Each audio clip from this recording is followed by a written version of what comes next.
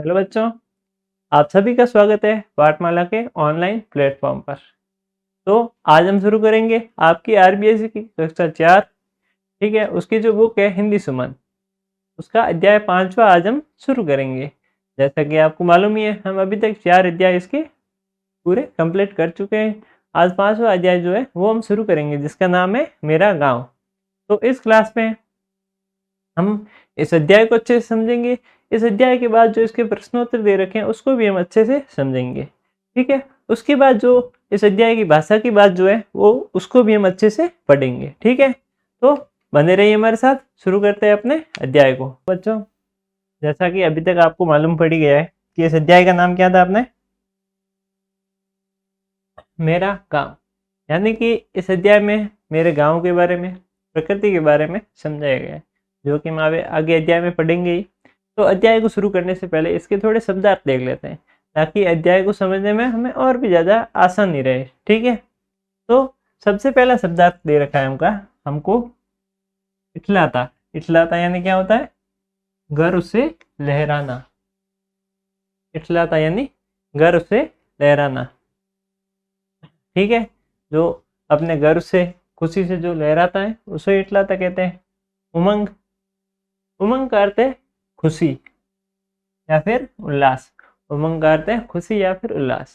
हम कोई भी अपने खुशी के अवसर पर या फिर अच्छे अवसर पर, अपना कोई अच्छा टाइम आता है जब हम किस प्रकार से खुश हो जाते हैं, उसको ही उमंग बोलते हैं। ठीक है, अब बाकी है मचलते। मचलते यानी उछलते या फिर नाचते हुए। मचलते का अर्थ है या फिर उछलते हुए या फिर नाचते हुए। जब हम कभी कभार खुशी में ऐसे उछलते हैं, नाचते हैं ना, इसी प्रकार से उसको ही कहते हैं मचलते। ठीक है, आगे है सौंधी महक। सौंधी महक जो मिट्टी की ताज़ी खुशबू आती है। आपने कभी कभी बारिश के मौसम में देखा होगा किस प्रकार से मिट्टी की एक ताज़ी खुशबू आती है, जो बहुत अच्छी लगती है हमको। ठीक है, उसे ही कहते हैं सौंधी महक। चरखी, चरखी यानी पतंग उड़ाने का उपकरण। जो हम पतंग उड़ाते हैं, ठीक है, वो रस्सी से या फिर कहे तो धागे से। ठीक है, जो धागा जिस पे लपेटा होता है उसको ही चरखी कहते हैं। ठीक है, और रुंझुन, रुंझुन यानी घंटियों की झंकार।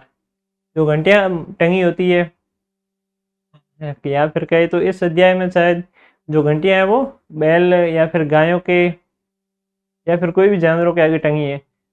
जानवरों का घंटियां इसलिए भी टंगी जाती है क्योंकि घर, मतलब जो उसको पालते हैं उनको पता भी चले कि भाई जानवर अभी तक कहाँ है। आगे क्या है? चुनमुन यानी छोटी छोटी या फिर बहुत प्यारी। चुनमुन यानी प्यारी, छोटी छोटी। ढप, ढोल, मृदंग यानी कि वाद्य यंत्र। ये वाद्य यंत्र का नाम है। ढप, ढोल, ढोल जो बजाने के काम आता है, आपने देखा भी होगा, बजाया भी होगा कभी कभार। ये सब क्या है? वाद्य यंत्र है। ठीक है, अब हम करते हैं अपने अध्याय को शुरू। तो सबसे पहले अपन को दे रखा है कि इंद्रधनुष से पंख पसारे पंछी गाते गुनगुन गुनगुन। कि जो इंद्रधनुष है उसके पंख पसारे, यानी कि जो इंद्रधनुष है वो अपने आप को फैलाकर प्रकृति की शान को और बढ़ा रहा है। जैसे पक्षियों के जो पंख फैले होते हैं, उसी प्रकार से वो भी खुद अपने आप को फैलाकर आसमान में नाच रहा है, गा रहा है। ठीक है, आगे दे रखा है पंछी गाते गुन गुन गुन गुन। जो पंछी है यानी कि जो पक्षी है जितने भी, वो गा रहे हैं। ठीक है, वो अपना गीत गा रहे हैं। और ये सब किस बारे में बताया गया है? ये सब प्रकृति की खूबसूरती के बारे में बताया गया। अब इंद्रधनुष पंख पसारे, यानी कि सच में तो इंद्रधनुष के कोई पंख वगैरह नहीं है, वो तो सीधा साधा ही है। लेकिन ये बताया गया है, ये एक ये यानी कि प्रकृति की खूबसूरती के बारे में बताया गया। ठीक है, आगे क्या है? सांझ सकारे गायों के दल, दौड़े जाते रुंझुन रुंझुन। सांझ सकारे गायों के दल, यानी कि सुबह और शाम को।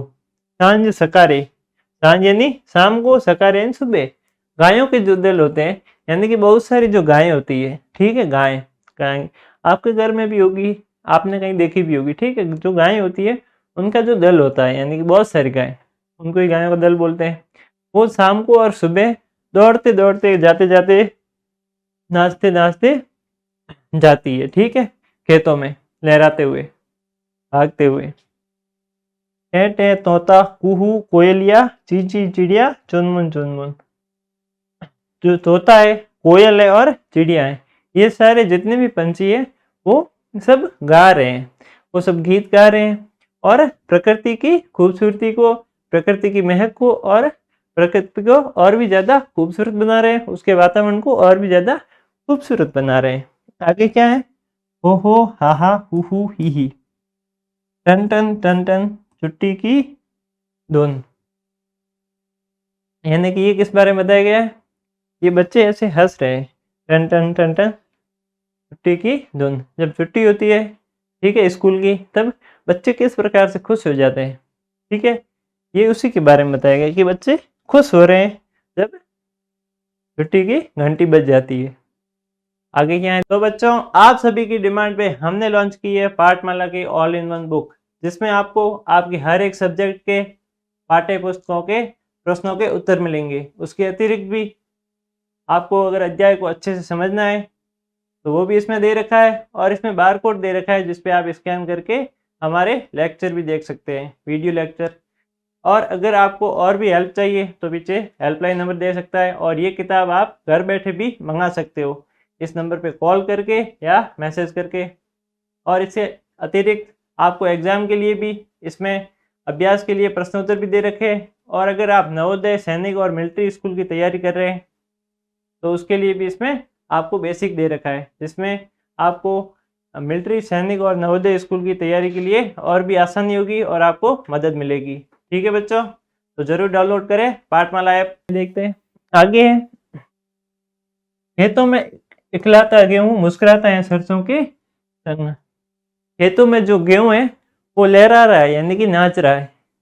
ऐसा नाच रही नहीं रहा है सच में तो, लेकिन वो ऐसा ही लगता है जैसे वो नाच रहा है, ठीक है। हवा के झोंके से वो जैसे झूमता है तो वो ऐसा ही लगता है कि नाच रहा है। और मुस्कुराते हैं सरसों के संग, और जो सरसों का पौधा होता है या पेड़ होता है, जो भी होता है सरसों का, ठीक है, वो मुस्कुरा रहा है। और वो कैसा लग रहा है? जैसे कोई मुस्कुरा रहा है, और ये प्रकृति की खूबसूरती को बढ़ा रहे हैं, ठीक है। जैसे वो गेहूं हवा में लहरा रहा है, पंछी गा रहे हैं, सरसों जैसे कोई मुस्कुरा रहा है, ठीक है। तो ये सब क्या कर रहे हैं? प्रकृति की खूबसूरती को बढ़ा रहे हैं। चना गुलाबी पगड़ी पहने बना है दूल्हा भरे उमंग। चना जो है वो गुलाबी पगड़ी पहने, ठीक है, क्योंकि चने के ऊपर भी गुलाबी फूल आते होंगे, इसलिए वो गुलाबी पगड़ी पहने बना है दूल्हा। वो जैसे दूल्हे की तरह दिख रहा है, जैसे बहुत सारा खुशी का अवसर है, और वो सज धज कर तैयार हुआ है दूल्हे की तरह, और वो उमंग यानी खुशी के मारे नाच रहा है। अंबर के आंगन में बादल बजा रहे ढप ढोल मृदंग। अंबर के आंगन यानी कि आसमान में बादल जो है वो ढप ढोल मृदंग, आसमान में जो बादल है वो जोर जोर से गरज रहे हैं, बरस रहे हैं, ठीक है। तो वो ऐसा लग रहा है जैसे कोई वाद्य यंत्र बजा रहा है, ठीक है। जब गाते हैं भजन वगैरह कुछ भी, तो वाद्य यंत्र किस प्रकार से बजाते हैं? उस प्रकार से जैसे बादल वो बरसते हैं, वो इस प्रकार से लगते हैं जैसे वाद्य यंत्र बज रहे हैं, और प्रकृति की खूबसूरती में और भी ज्यादा दे रहे हैं। सौंधी महक झूमता सावन और मचलते फागुन के रंग। सौंधी महक, सौंधी महक यानी अच्छी खुशबू, झूलता सावन, जो सावन है यानी कि मौसम है, सावन का है, बारिश का मौसम है, वो झूम रहा है। और मचलते फागुन के रंग, और जो फागुन के रंग है वो भी मचल रहे हैं, ठीक है। इस प्रकार से ये सारी एक प्रकृति की खूबसूरती को दर्शाया है, और ये एक गांव की सुबह को भी दर्शाया है। किस प्रकार से गांव में सुबह का मौसम होता है और वहां पे किस प्रकार से नजारा देखने को मिलता है। और आगे क्या मिलता है? खेतों में घर घर घर आते ट्रैक्टर दौड़ रहे खेतों की ओर, और जो ट्रैक्टर है वो जोर जोर से आवाज करते करते खेतों की ओर भाग रहे हैं, यानी कि खेतों में काम करने के लिए या हल जोतने के लिए या कुछ भी करने के लिए वो खेतों की ओर तेजी से भाग रहे हैं। उड़ी पतंगे तितली जैसी खींच रही चरखी से डोर। और जितनी भी वो पतंगे उड़ रही है वो कैसे लग रही है? जैसे बहुत सारी तितलियां जो है वो आसमान में उड़ रही है, और उनकी जो डोर है वो खींच रही है चरखी से, ठीक है। गुल्ली डंडा, कुश्ती, कबड्डी और कई खो खो का शोर। और वहां पे जो जितने भी युवा लोग हैं या फिर जो बच्चे हैं ना, वो वो खेल रहे हैं, वो सभी खेल खेल रहे हैं। कोई गुल्ली डंडा खेल रहा है, तो कोई कुश्ती खेल रहा है, कोई कबड्डी खेल रहा है, ठीक है। इसी प्रकार से कोई खो खो खेल रहा है। और इसी प्रकार से वहां पे जितने भी खेल हो रहे हैं उनका गांव में सुबह सुबह शोर हो रहा है, ठीक है। शहद की मीठी नटखट चंचल, मेरे गांव की प्यारी बोर। शहद सी मीठी, यानी कि शहद कितना मीठा होता है उसी प्रकार से मीठी है। नटखट है एकदम, ठीक है। नटखट किस प्रकार से बच्चे नटखट होते हैं उसी प्रकार से चंचल है। और मेरे गांव की प्यारी बोर, बोर यानी सुबह, ठीक है। ये गांव की सुबह के बारे में बताया गया है कि इस प्रकार से मैंने आपको भी जितना भी समझाया, हमने जितना भी पढ़ा, वो किस बारे में बताया गया था, एक गांव की सुबह के बारे में बताया गया था कि किस प्रकार से गांव की सुबह का माहौल होता है, वहां का कैसा वातावरण होता है और कैसी खूबसूरती वहां पे होती है, ठीक है। इस प्रकार से प्रकृति के बारे में भी थोड़ा बताया गया और गांव की सुबह के बारे में भी बताया गया कि किस प्रकार से वो इतना खूबसूरत है, ठीक है। तो इस अध्याय को हमने समझ लिया अच्छे से। आगे हम इसके जो है अभ्यास कार्य करेंगे, ठीक है। तब तक के लिए धन्यवाद एंड बाय। तो बच्चों, आप सभी की डिमांड पे हमने लॉन्च की है पाठमाला की ऑल इन वन बुक, जिसमें आपको आपकी हर एक सब्जेक्ट के पाठ्य पुस्तकों के प्रश्नों के उत्तर मिलेंगे। उसके अतिरिक्त भी आपको अगर अध्याय को अच्छे से समझना है तो वो भी इसमें दे रखा है, और इसमें बार कोड दे रखा है जिसपे आप स्कैन करके हमारे लेक्चर भी देख सकते हैं, वीडियो लेक्चर। और अगर आपको और भी हेल्प चाहिए तो पीछे हेल्पलाइन नंबर दे सकता है, और ये किताब आप घर बैठे भी मंगा सकते हो इस नंबर पे कॉल करके या मैसेज करके। और इससे अतिरिक्त आपको एग्ज़ाम के लिए भी इसमें अभ्यास के लिए प्रश्नोत्तर भी दे रखे हैं। और अगर आप नवोदय, सैनिक और मिलिट्री स्कूल की तैयारी कर रहे हैं तो उसके लिए भी इसमें आपको बेसिक दे रखा है, जिसमें आपको मिलिट्री, सैनिक और नवोदय स्कूल की तैयारी के लिए और भी आसानी होगी और आपको मदद मिलेगी, ठीक है बच्चों। तो ज़रूर डाउनलोड करें पाठमाला ऐप। अभी तक हमने, जैसा कि आपको मालूम ही है, समझ लिया है अध्याय को। अब इसके प्रश्नोत्तर देखते हैं। पहला प्रश्न क्या है इसका? पहला प्रश्न है, वर्तमान में आपके परिवेश में कौन कौन सी फसलें हो रही है? कि भाई वर्तमान में यानी कि जो अभी का समय है, इस समय में आपके परिवेश में यानी कि आपके गांव में, आप जिस जगह रहते हो वहाँ पे कौन कौन सी फसलें हो रही है या फिर उग रही है, कौन कौन सी फसलें आप उगाते हो, वो आपको बतानी है। जैसे अगर मैं मेरा बताऊं तो हमारे परिवेश में, तो हमारे यहाँ गांव में जहाँ मैं रहता हूँ वहाँ पे हमारे एक तो बाजरा उगाया जाता है, एक मूंग, ग्वार, ठीक है। ये यही सारी है, बाकी ऐसा कोई नहीं है। तिल भी होते हैं।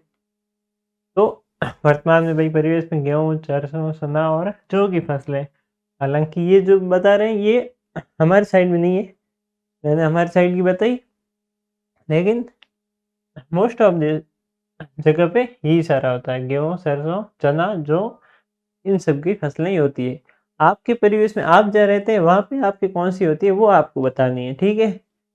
मेरा जैसा कि मैंने बताया, मैंने एक तो बाजरा होता है, एक तिल होता है, एक मूंग और एक ग्वार, ठीक है। ये सारी फसलें हमारे यहाँ, ये सारे अनाज हमारे यहाँ होते हैं, ठीक है। अब आपको अपने हिसाब से बताना है कि आपके यहाँ कौन सी फसलें होती है। अगला प्रश्न है, आपके परिवेश में कौन कौन से वृक्ष, पशु, पक्षी दिखाई देते हैं? अब इसमें पूछा गया है कि आपके परिवेश में कौन कौन से वृक्ष, वृक्ष यानी पेड़ पौधे, ठीक है, और पशु पक्षी यानी कि जानवर, पक्षी कौन कौन से दिखाई देते हैं। मतलब कि आप जहाँ रहते हो वहाँ पे मोस्ट ऑफ दी, मतलब ये ज़्यादातर आपको कौन से पेड़ दिखाई देते हैं, पेड़ पौधे, और कौन कौन से पशु पक्षी आपको दिखाई देते हैं।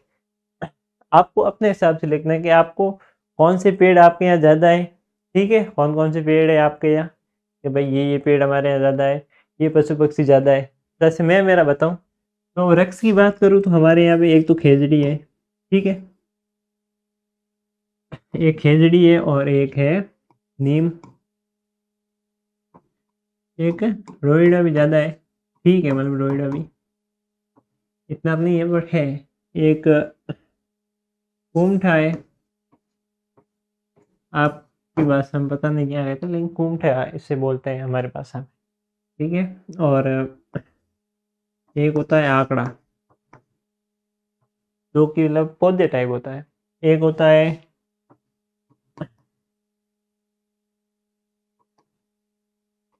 बेर का पेड़ होता है, बेर होते हैं ना, उसका एक पेड़ होता है, जिसे बोल्ड कहते हैं हमारी भाषा में। और क्या हो गया, खेजड़ी, नीम, रोइला, कुमठा, आंकड़ा, बेर का पेड़, और एक होती है जाड़। हमारे यहाँ तो उसको जाड़ कहते हैं, बाकी आपकी भाषा में उसको क्या कहते हैं पता नहीं। जिसपे पीलू लगते हैं, ठीक है, छोटे छोटे होते हैं, मीठे मीठे खाने में। और एक कैर भी लगता है, कैर झाड़ जैसा होता है, कैर, ठीक है। और फिलहाल मुझे इतने ही याद आ रहे हैं, बाकी जो भी होगा मैं आपको बताऊंगा, ठीक है। बाकी अगले में है पशु। पशु हमारे यहाँ दिखाई देते हैं, जैसे कि एक तो ऊँट, क्योंकि मैं हूँ बाड़मेर साइड का, तो हमारे यहाँ एक तो पशु में ऊँट, एक गाय बैल, गाय बैल मतलब वो सेम ही है, गाय बैल, बकरी, भेड़, भैंस, कुत्ता बिल्ली सबके यहाँ होता ही है, कुत्ता बिल्ली। और एक हिरण भी होता है, मतलब कहीं कहीं हिरण पहले बहुत दिखाई देते थे, अभी इतने नहीं दिखाई देते हैं, हिरण भी होता है। और इसके अलावा अगर देखें तो लगभग इतना ही है पशु पक्षी, ठीक है। और पक्षियों की बात करें तो एक तो चिड़िया जो नॉर्मल होती है, ठीक है, आप देखते ही हो। एक कौवा होता है। और पक्षी होते हैं लगभग, एक तोता कभी कभार दिखाई देता है, मतलब इतना नहीं देता है, बहुत बहुत रेयर चांस में, बहुत ही रेयर केसेस में तोता दिखाई देता है, ठीक है।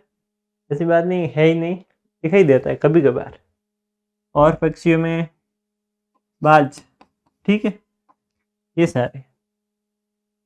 बाकी अगर नॉर्मली ज़्यादातर देखें तो नीम के पेड़ हैं, पीपल, आम और बरगद जैसे वृक्ष है, ठीक है। और पशु में गाय, भैंस, बकरी, कुत्ते जैसे पशु। और पक्षियों में चिड़िया, तोता, कोयल और कौवा जैसे पक्षी। आगे अगले प्रश्न देखें तो कि गांव के जीवन और शहर के जीवन के बीच में क्या अंतर है। सॉरी, गांव के जीवन और शहर के जीवन के बारे में चर्चा करनी है, यानी कि इनके बीच में क्या अंतर है। और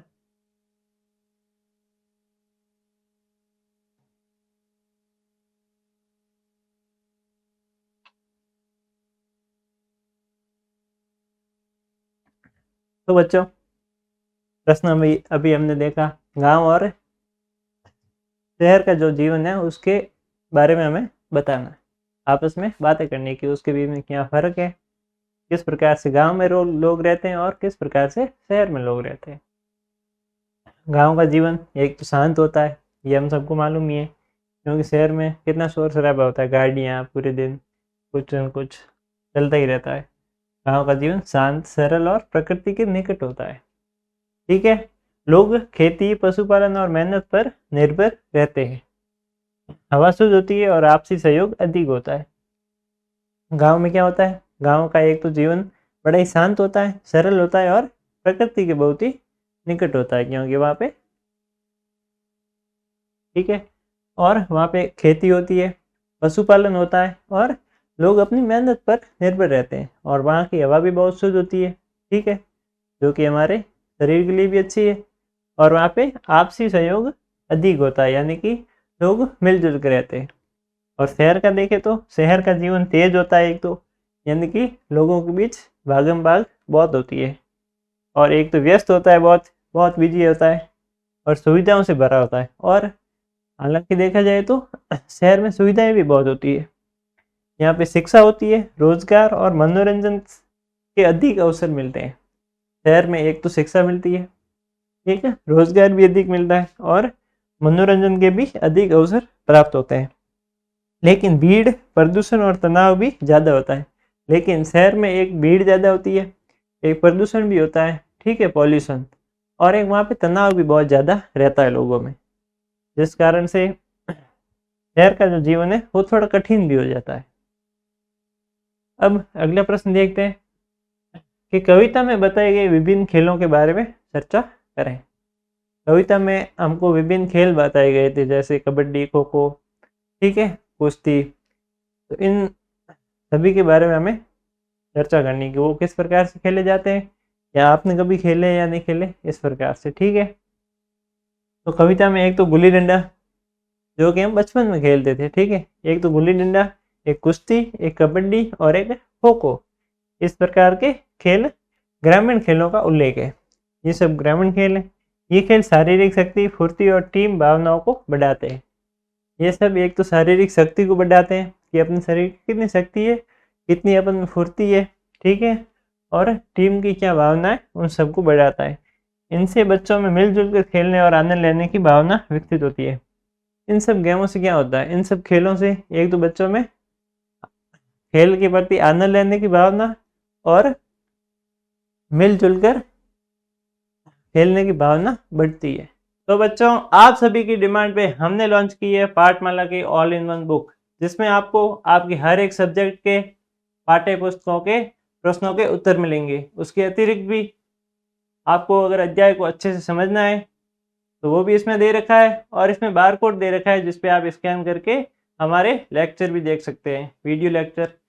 और अगर आपको और भी हेल्प चाहिए तो पीछे हेल्पलाइन नंबर दे सकता है, और ये किताब आप घर बैठे भी मंगा सकते हो इस नंबर पे कॉल करके या मैसेज करके। और इससे अतिरिक्त आपको एग्ज़ाम के लिए भी इसमें अभ्यास के लिए प्रश्नोत्तर भी दे रखे हैं। और अगर आप नवोदय, सैनिक और मिलिट्री स्कूल की तैयारी कर रहे हैं तो उसके लिए भी इसमें आपको बेसिक दे रखा है, जिसमें आपको मिलिट्री, सैनिक और नवोदय स्कूल की तैयारी के लिए और भी आसानी होगी और आपको मदद मिलेगी। ठीक है बच्चों, तो ज़रूर डाउनलोड करें पाठमाला ऐप, ठीक है। अब अगला प्रश्न देखते हैं, जिसमें हमें कुछ शब्द दे रखे हैं। इसमें से हमको बताना है कि इस प्रश्न के हिसाब से इनमें से कौन सा शब्द सही है। तो प्रश्न देखते हैं। कविता के अनुसार सरसों के संग कौन मुस्कुराता है। जो कविता दे रखी थी उसके हिसाब से सरसों के मुस्कुराने की बात हुई थी, तो उसके संग, संग यानी कि उसके साथ में, उसके साथ में और कौन मुस्कुराता है, ठीक है। तो हमने देखा था कि सरसों के संग यानी कि सरसों के साथ मुस्कुराने की बात गेहूं की हुई थी, ये हमने पढ़ा भी था, ठीक है। अब अगला प्रश्न देखते हैं। अगला प्रश्न है, कविता में पतंग को किसके समान कहा गया है। कविता में जो पतंग दे रखा था, पतंग के बारे में कहा गया था, वो किसके समान कहा गया था। तितली के समान या फिर पर्वत, सूरज और तारे। सीधी सी बात है, हमने पढ़ा था पतंग को तितली के समान कहा गया था। और आगे हमको रिक्त स्थान दे रखी है, यानी कि कुछ वाक्य दे रखे हैं। इन वाक्य में एक शब्द मतलब यानी कि कुछ शब्द छोड़ के इस वाक्य को लिखा गया है, और वो शब्द कौन कौन से इस वाक्य में, वो हमको उस कविता में से ढूंढ के बताने। अगर हमने अच्छे से पढ़ी होगी तो हम यहाँ पे अच्छे से लिख पाएंगे। तो पहला है साल सकारे, फिर रिक्त स्थान दे रखी है, फिर आता है दौड़े जाते रुंझुन रुंझुन। तो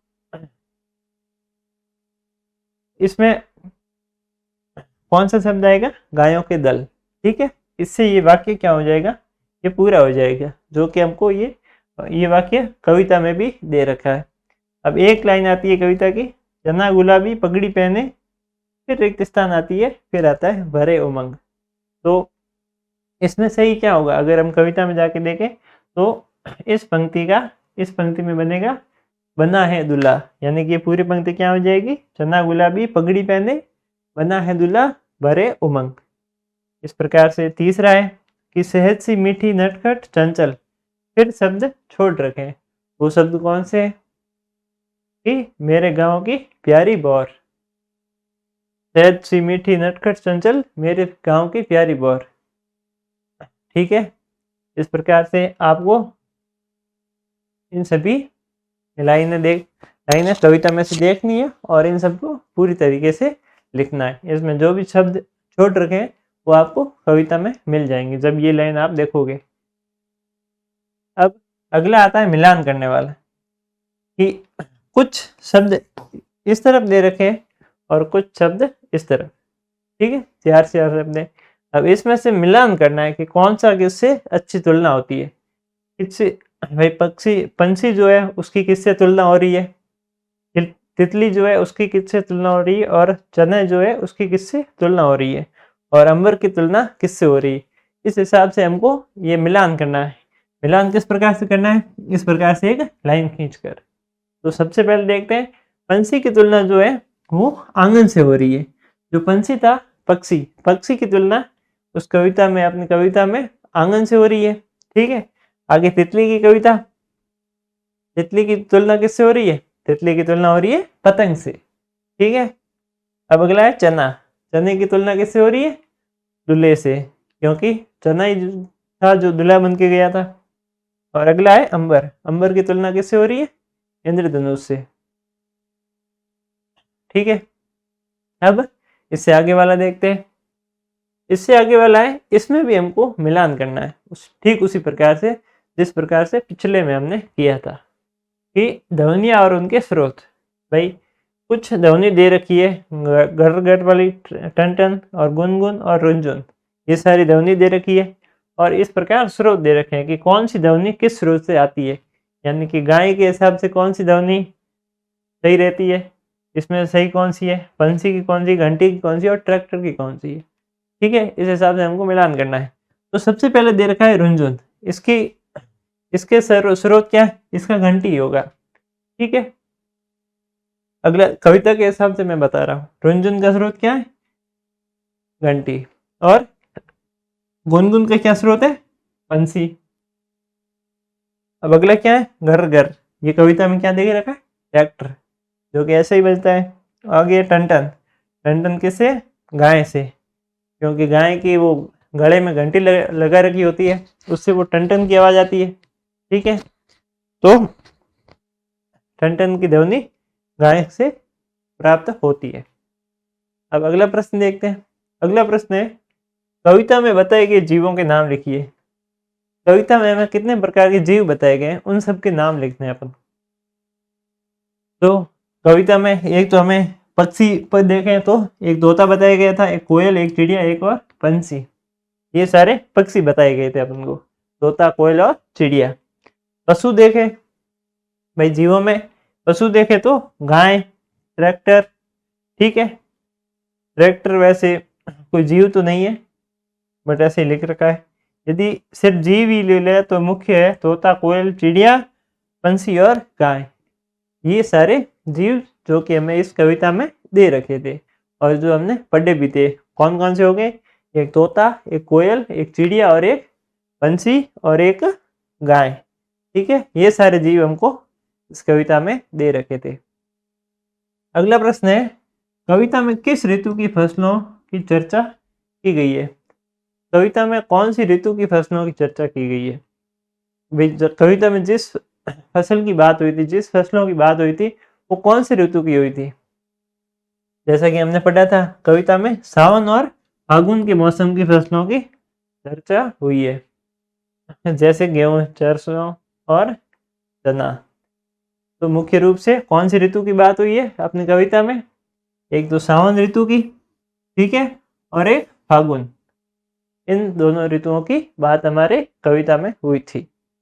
अगले तो बच्चों, आप सभी की डिमांड पे हमने लॉन्च की है पाठमाला की ऑल इन वन बुक, जिसमें आपको आपकी हर एक सब्जेक्ट के पाठ्य पुस्तकों के प्रश्नों के उत्तर मिलेंगे। उसके अतिरिक्त भी आपको अगर अध्याय को अच्छे से समझना है तो वो भी इसमें दे रखा है, और इसमें बार कोड दे रखा है जिसपे आप स्कैन करके हमारे लेक्चर भी देख सकते हैं, वीडियो लेक्चर।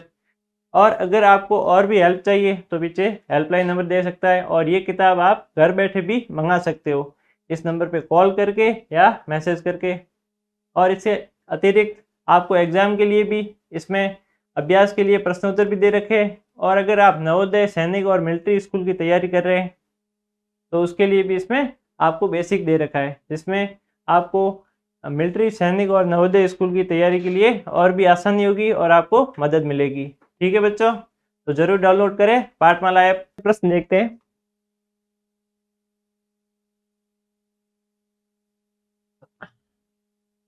पंछियों की तुलना इंद्रधनुष से क्यों की गई है? जो पंछी थे हमें कविता में बताया गया था, उनकी तुलना इंद्रधनुष से हुई थी। और वो क्यों हुई थी? हमने पढ़ा भी था, पंछियों की तुलना इंद्रधनुष से इसलिए की गई है क्योंकि जैसे इंद्रधनुष रंग बिरंगा और सुंदर होता है, वैसे ही पंछी जो होते हैं वो भी, उनके भी पंख रंगीन होते हैं और मनमोहक होते हैं। ठीक है, दोनों प्रकृति में सुंदरता और आनंद का प्रतीक होते हैं। इस कारण से जो पंछी जो थे उनकी तुलना किससे की गई थी? इंद्रधनुष से, प्रकृति की शोभा बढ़ाने के लिए। ठीक है, इस प्रकार से आप कर पाओगे कि क्यों पंछियों की तुलना इंद्रधनुष से की गई थी। अब अगला प्रश्न है कि चने को गुलाबी पगड़ी पहने क्यों बताया गया है? जो चना वो जो था उसको गुलाबी पगड़ी पहने दूल्हा क्यों बताया गया था? ठीक है, कविता में बताया गया था कि जो चना है वो गुलाबी पगड़ी पहने हुए दूल्हा बन के घूम रहा है। ऐसा क्यों था? क्योंकि चना जो था उसको, चने को गुलाबी पगड़ी इसलिए बताया गया था क्योंकि उसके जो गुलाबी फूल देखकर ऐसा प्रतीत होता था जैसे उसने पगड़ी पहन रखी हो। ठीक है, जिससे वह खेत में उत्साह और सुंदरता बढ़ाता था। ठीक है, जैसे वो दूल्हे की तरह लग रहा था। चने को जो ऊपर गुलाबी फूल जो आ रखे थे ना चने के ऊपर, ठीक है, उससे कैसा प्रतीत होता था कि उसने एक पगड़ी पहन रखी है गुलाबी कलर की, और वो खेत में उत्साह और सुंदरता बढ़ाता था, जिससे वह एक दूल्हे की तरह लग रहा था। अब अगला प्रश्न क्या है कि बादलों में आपने कौन कौन सी आकृतियां देखी है? बादलों में आपने कौन कौन सी आकृतियां देखी है? जैसे मैं मेरा बताऊं, अपन कभी कभी बादल में देखते हैं, बादलों में, आकाश में, तो अपन किस प्रकार से बादलों में अपनी अपनी एक अलग अलग तस्वीर बनाते हैं। कभी हमें शेर दिखता है, कभी कुछ और दिखता है, इस प्रकार से कभी ड्रैगन दिखता है। ठीक है, तो बादलों में अक्सर सिरिंज या फिर कोई जानवर की, कोई पक्षी की, कोई फूल और कार्टून पात्र जैसी आकृतियां देखी है ना हमने, कभी न कभी ऐसा हमने देखा ही है। क्योंकि ऐसा मैंने भी देखा है, आपने भी जरूर देखा होगा। मुझे ऐसा लगता है कभी कभी हृदय या विभिन्न अजीब से आकार भी नजर आते हैं जो कल्पना को प्रोत्साहित करते हैं।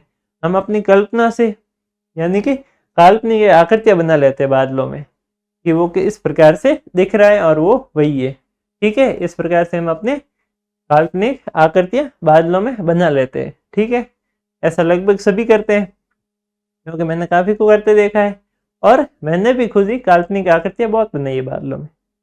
इस प्रकार से अब अगला प्रश्न क्या है कि यदि आप चिड़िया होते तो कहाँ जाना पसंद करते, हम किस तरह की ध्वनि निकालते? इसमें अब बताया गया थी, यदि हम भाई चिड़िया होते, कि मैं आपसे पूछता हूँ कि अगर आप चिड़िया होते, ठीक है, तो आप किस प्रकार की ध्वनि निकालते और आप कहाँ जाना पसंद करते? भाई यदि मैं चिड़िया होता तो मैं हरे भरे पेड़ों, खेतों में जाना पसंद करता, और ऊंची ऊंची उड़ानें भी भरता, जहाँ फल और फूल हो वहां भी जाता, और कई जगह पे घूम के भी आता। ठीक है, इसमें क्या लिखा हुआ है, मैं चहचहाती और मधुर ध्वनि निकालता, जैसे चुनमुन चुनमुन, ताकि वातावरण को खुशियों से भर दूं। ठीक है, इस प्रकार से अगर हम चिड़िया होते तो एक तो बहुत ज़्यादा घूमना पसंद करते, बहुत ऊंची उड़ान भरते, और बहुत ज़्यादा जगह पे हम घूम के भी आते, जहाँ जाना अलाउड नहीं है वहाँ पे घूम के आते। अब अगला प्रश्न क्या है, आपके गांव या शहर की सुबह कैसी होती है? लिखिए भाई, आपके जो गांव में या फिर शहर में सुबह कैसी होती है? मैं कुछ समय पे शहर में भी रहा हूँ, और बाकी लगभग मैं अपनी आधी जिंदगी शहर में भी मैंने गुजारी है और गांव में भी गुजारी है। तो मेरे हिसाब से गांव की सुबह एक तो शांत, सुहानी और जीवंत होती है। ठीक है, अच्छी होती है। सूरज की पहली किरण खेत में पड़ती है, पंछी बोलते हैं, और गायें चर रही होती है हवा में, सौंधी मिट्टी की महक फैल रही होती है, बच्चे खेल कूद में मग्न रहते, और ट्रैक्टरों की हल्की आवाज का काम का एहसास दिलाती है। इस प्रकार से गांव की सुबह होती है कि भाई जो गायें हैं या फिर अन्य जो पशु है वो खेत में चर रहे होते हैं। ठीक है, और सुबह सुबह ठंडी ठंडी हवाएं चलती हैं, चिड़ियों की जो आवाज़ आती है, बाकी तो कोई आवाज़ आती नहीं, बहुत ही शांत वातावरण होता है वहाँ का, बहुत ही सुहावनी हवाएं चलती है। और अगर शहर की देखें तो उसका जस्ट उल्टा होता है। एक तो यहाँ पे बहुत भीड़ ज़्यादा होती है, ठीक है, सुबह के समय पे गाड़ियाँ इधर उधर सब अपने अपने काम के लिए बिजी हो जाते हैं, इस कारण से वहाँ पे थोड़ी सी सुबह गांव से खराबी होती है, मतलब अच्छी नहीं होती। अगला प्रश्न है कि इंद्रधनुष से पंख पसारे पक्षी गाते गुनगुन गुनगुन, ठीक है, इससे क्या तात्पर्य है? इस पे हमें चित्र बनाना है, ठीक है, कि भाई इंद्रधनुष से पंख पसारे जो पंछी थे वो गाते गुन गुन गुन, ठीक है। इस पे हमें एक इस प्रकार से चित्र बनाना है। अगर आप बना पाओ तो आपको अपनी नोटबुक लेनी है और आपको इस प्रकार से पहले बादलों का चित्र बना लेना है, फिर उसके ऊपर एक इंद्रधनुष का और फिर पंछी का, ठीक है, जो कि बादलों में गाते हुए जा रहा है। इस प्रकार से आप एक चित्र बना सकते हैं अपनी नोटबुक में। और इसमें आपको कहा भी गया है कि निम्नलिखित पंक्तियों पर आधारित चित्र बनाइए, ठीक है। अब चना गुलाबी पगड़ी पहने बना है दूल्हा भरे उमंग। अब इस पे भी एक चित्र बनाना है कि जो चना है वो गुलाबी पगड़ी पहने एक दूल्हा बना है, ठीक है, उमंग से भरा यानी खुशियों से भरा हुआ एक दूल्हे की तरह लग रहा है। इसी प्रकार से, ठीक है, जो एक चना है वो पगड़ी पहने हुए है और एक दूल्हे की तरह लग रहा है। इस प्रकार से आपको एक चने की तस्वीर बनानी है जो कि सेम दूल्हे की तरह लग रहा है, ठीक है।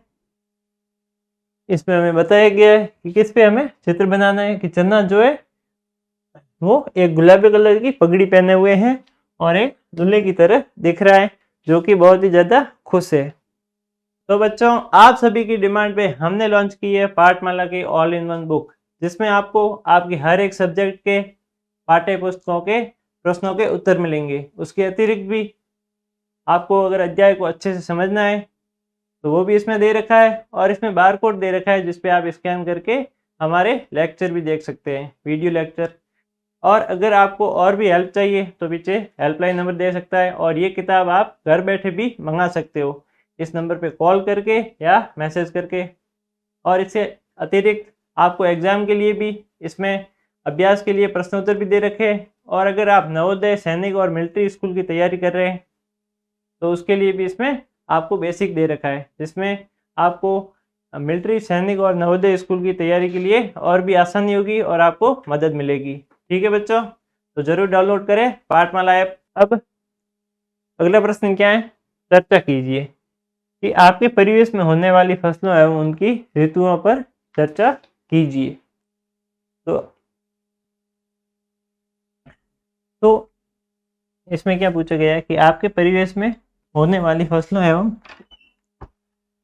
उनकी ऋतुओं पर चर्चा करनी है, यानी कि अपने परिवेश में, यानी कि जहाँ अपन रहते हैं, ठीक है, अपन का रहन सहन जहाँ भी है वहाँ पे जो भी फसलें होती है और कौन कौन सी ऋतुओं में वो फसलें होती है उन पे हमें बात करनी है।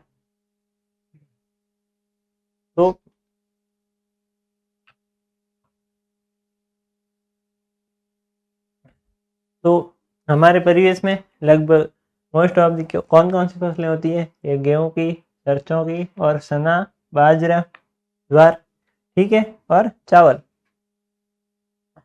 मतलब ज़्यादातर जो अनाज होता है, फसलें होती है वो यही होती है। और वो कौन कौन से मौसम में होती है? गेहूं की होती है शीत ऋतु में, ठीक है, और वसंत में, जो वसंत ऋतु आती है तब इसकी कटाई हो जाती है। और जो सरसों की फसल होती है वो सर्दियों में बोई जाती है, सर्दी का जब टाइम आता है उस समय बोई जाती है और फसल के पीले फूल खेतों को सजाते हैं। फसल के ऊपर जो पीले फूल लगे होते हैं वो खेतों को सजाते हैं। चना ठंडी ऋतु में उगता है और वसंत में पककर तैयार होता है। चना जो होता है वो ठंडी ऋतु में, यानी कि सर्दी की जो ऋतु होती है उसमें उगता है और वसंत ऋतु में पककर तैयार हो जाता है।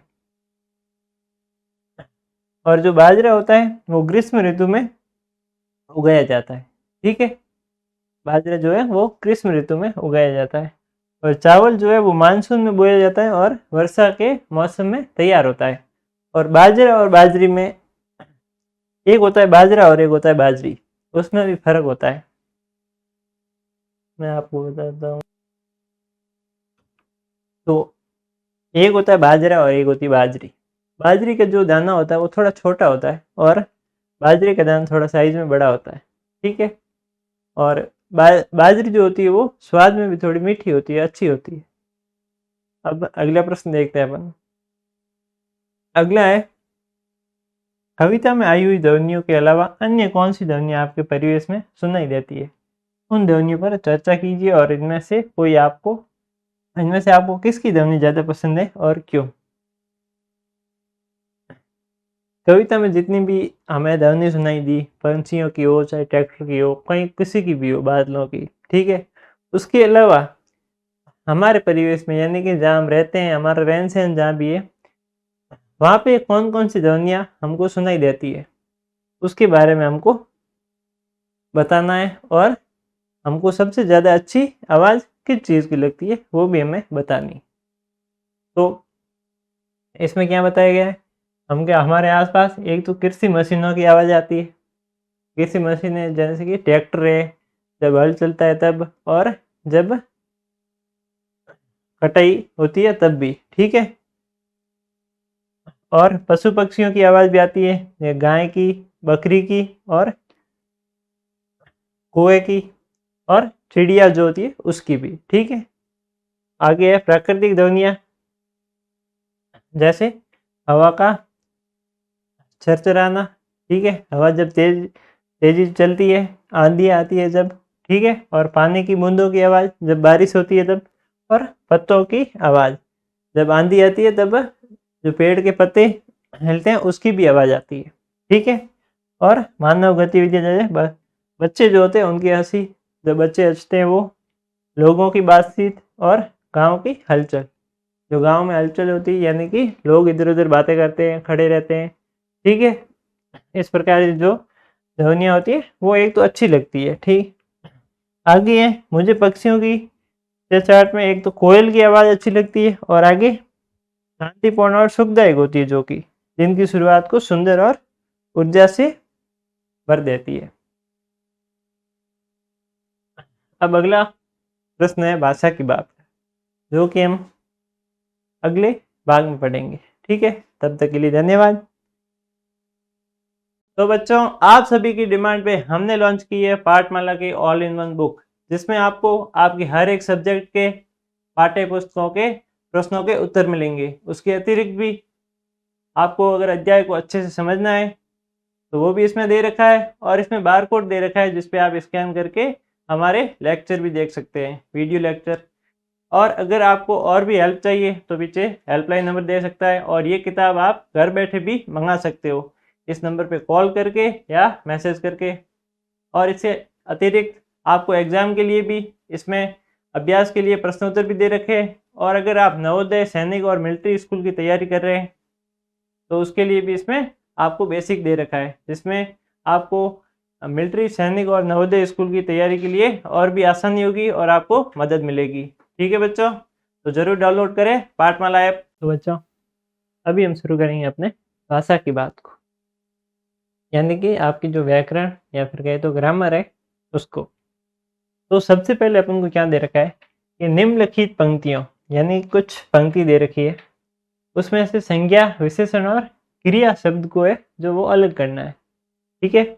तो सबसे पहले कौन सी पंक्ति दे रखी है, कौन कौन से शब्दों को अलग करना है, संज्ञा, विशेषण और क्रिया के शब्द जो है उनको अलग करना है। तो सबसे पहले हमको पंक्ति दे रखी है, सांझ सकारे गायों के दल दौड़े जाते रुंझुन रुंझुन।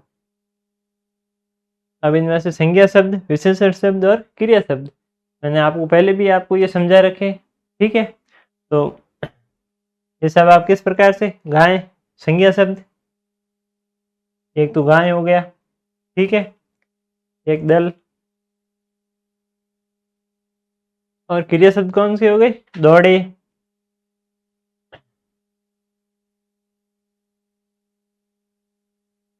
विशेषण शब्द सकारे, ठीक है, और संज्ञा शब्द सांझ, गायों, दल और रुंझुन।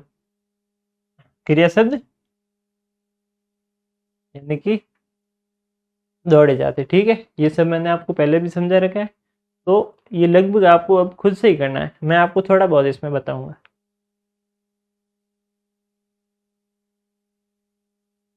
अब अगला प्रश्न है, अब इसमें ये पंक्ति है, चना गुलाबी पगड़ी पहने बना है दूल्हा भरे उमंग। अब इसमें संज्ञा शब्द कौन कौन से हैं?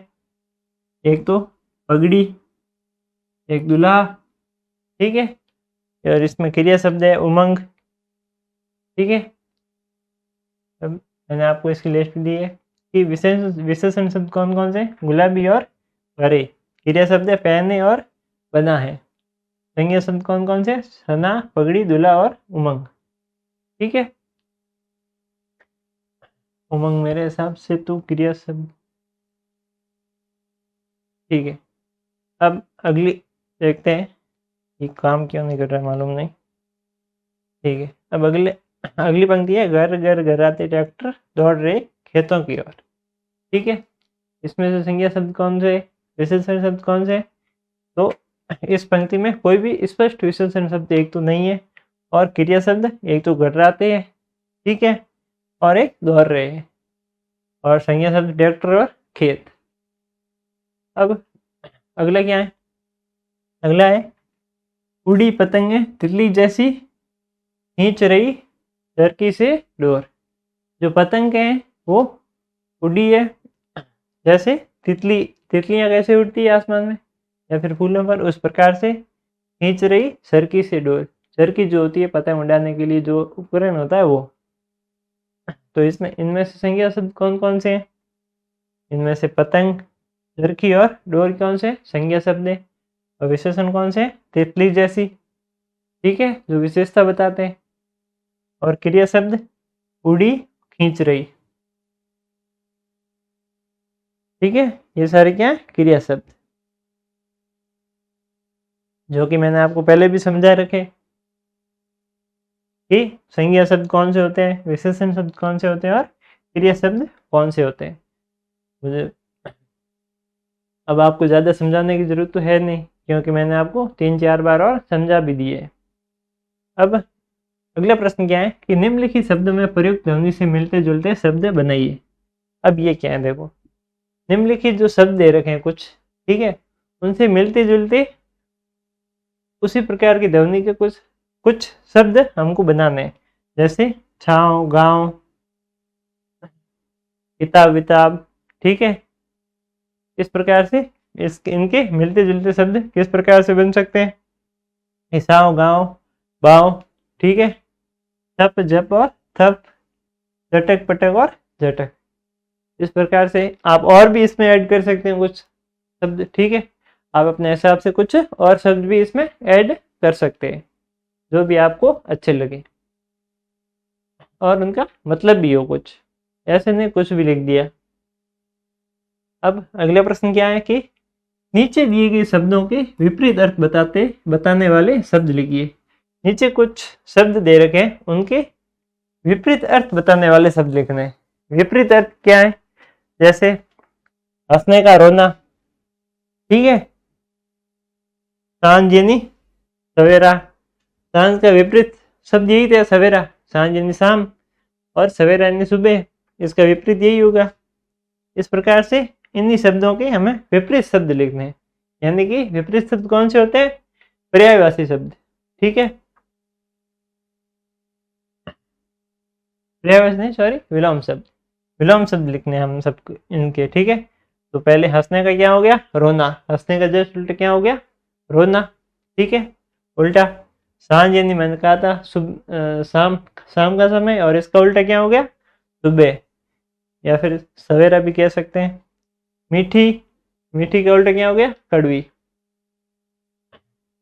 तो बच्चों, आप सभी की डिमांड पे हमने लॉन्च की है पाठमाला की ऑल इन वन बुक, जिसमें आपको आपके हर एक सब्जेक्ट के पाठ्य पुस्तकों के प्रश्नों के उत्तर मिलेंगे। उसके अतिरिक्त भी आपको अगर अध्याय को अच्छे से समझना है तो वो भी इसमें दे रखा है, और इसमें बार कोड दे रखा है जिसपे आप स्कैन करके हमारे लेक्चर भी देख सकते हैं, वीडियो लेक्चर। और अगर आपको और भी हेल्प चाहिए तो पीछे हेल्पलाइन नंबर दे सकता है, और ये किताब आप घर बैठे भी मंगा सकते हो इस नंबर पे कॉल करके या मैसेज करके। और इससे अतिरिक्त आपको एग्ज़ाम के लिए भी इसमें अभ्यास के लिए प्रश्नोत्तर भी दे रखे हैं। और अगर आप नवोदय, सैनिक और मिलिट्री स्कूल की तैयारी कर रहे हैं तो उसके लिए भी इसमें आपको बेसिक दे रखा है, जिसमें आपको मिलिट्री, सैनिक और नवोदय स्कूल की तैयारी के लिए और भी आसानी होगी और आपको मदद मिलेगी। ठीक है बच्चों, तो ज़रूर डाउनलोड करें पाठमाला ऐप। अब अगला प्रश्न देखते हैं। अगला प्रश्न क्या है, नीचे एक कविता दे रखी है, उसको पूरा करना है और इस तरह शब्दों को जोड़कर नई पंक्तियां भी लिखनी है। नीचे एक हमको कविता दे रखी है, ठीक है, और इसको एक तो पूरा करना है हमें, यानी कि इस कविता को पूरा लिखना है और इसमें कुछ शब्द और भी हमको ऐड करने हैं, यानी कि कुछ नई पंक्तियां भी हमें जोड़नी है, जोड़कर लिखनी है। किस प्रकार से लिख सकते हैं मैं आपको बताता हूँ कि मरुदर रो श्रृंगार खेजड़ी, किस बारे में कविता दे रखी है, खेजड़ी के बारे में, कि मरुदर रो श्रृंगार खेजड़ी, यानी कि मरुदर यानी जो अपना राजस्थान मेवाड़ है वो, कि मेवाड़ का जो श्रृंगार है, श्रृंगार यानी श्रृंगार खेजड़ी यानी कि उसकी रौनक, जीवन रो आधार मारी धरती, सगड़ा धनरे पाछे भागे, कि जीवन रो आधार मारी धरती माता है और सगड़ा धनरे पीछे भागे, मतलब सभी के सभी लोग क्या है, धन के पीछे भाग रहे। ठीक है, कोई भी प्रकृति की ओर, पर्यावरण की ओर ध्यान नहीं दे रहा है। खेत खेत में सोलर लागे, यानी कि अब हर जगह एक सोलर प्लांट वाला नया आ गया है, जिसमें अगर खेतों में सोलर लगाते हैं और उनको उस हिसाब से पैसे भी देते हैं, इसलिए ज़्यादातर लोग अपने खेतों में सोलर प्लांट लगवाते हैं, जिससे एक तो क्या होता है, पर्यावरण को नुकसान बहुत ज़्यादा होता है, इससे गर्मी बढ़ती है। स्वास्थ्य री इन अजब दौड़ में कटगी बेशुमार मनुष्य री मेहनत, स्वार्थ की इस अजब दौड़ में कटगी बेशुमार मनुष्य री मेहनत। इसमें क्या बताया गया है कि खुद की इस अजब दौड़ में, यानी कि धन के पीछे भागना, अपने पद के पीछे भागना, ठीक है, इस अजीब दौड़ में मनुष्य की मेहनत जो थी बेशुमार वो कट गई, यानी कि वो एक तरीके से देखे तो बेकार चली गई, क्योंकि इसमें अपने पर्यावरण का एक तो नुकसान हुआ है, अपनी धरती माता पे अपनी प्रकृति का एक नुकसान हुआ बहुत बड़ा। ठीक है, इस प्रकार से यह अध्याय हमारा भी यहीं समाप्त होता है। जब तक आप बने रहिए हमारे साथ और हमारे पाठमाला के ऑनलाइन प्लेटफॉर्म ऐप को भी ज़रूर आप डाउनलोड करें और हमारे चैनल को भी ज़रूर सब्सक्राइब करें। तब तक के लिए धन्यवाद एंड बाय। तो बच्चों, आप सभी की डिमांड पे हमने लॉन्च की है पाठमाला की ऑल इन वन बुक, जिसमें आपको आपकी हर एक सब्जेक्ट के पाठ्य पुस्तकों के प्रश्नों के उत्तर मिलेंगे। उसके अतिरिक्त भी आपको अगर अध्याय को अच्छे से समझना है तो वो भी इसमें दे रखा है, और इसमें बार कोड दे रखा है जिसपे आप स्कैन करके हमारे लेक्चर भी देख सकते हैं, वीडियो लेक्चर। और अगर आपको और भी हेल्प चाहिए तो पीछे हेल्पलाइन नंबर दे सकता है, और ये किताब आप घर बैठे भी मंगा सकते हो इस नंबर पे कॉल करके या मैसेज करके। और इससे अतिरिक्त आपको एग्ज़ाम के लिए भी इसमें अभ्यास के लिए प्रश्नोत्तर भी दे रखे हैं, और अगर आप नवोदय, सैनिक और मिलिट्री स्कूल की तैयारी कर रहे हैं तो उसके लिए भी इसमें आपको बेसिक दे रखा है, जिसमें आपको मिलिट्री, सैनिक और नवोदय स्कूल की तैयारी के लिए और भी आसानी होगी और आपको मदद मिलेगी। ठीक है बच्चों, तो ज़रूर डाउनलोड करें पाठमाला ऐप।